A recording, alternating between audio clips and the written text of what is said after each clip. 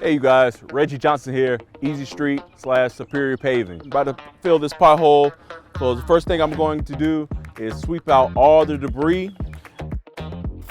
Make sure all those rocks and stuff get swept out. The water is fine. Easy Street, Ambient, asphalt technology works well in water.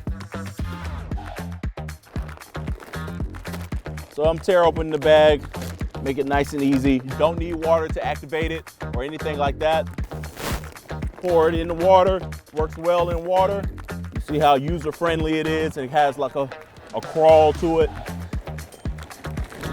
I like to spread it around a little bit. And next up, what makes it compact, stay down there, is compaction. So I got my tamper over here, and let's go to work. So compaction is what makes it stick. Easy Street is made with bio blends, so it is a green product. Once you have it down, open up to the traffic immediately, and we're good to go because we just filled our Easy Street pothole. Reggie Johnson here, Easy Street rep, Superior Paving, and I'll see you next time.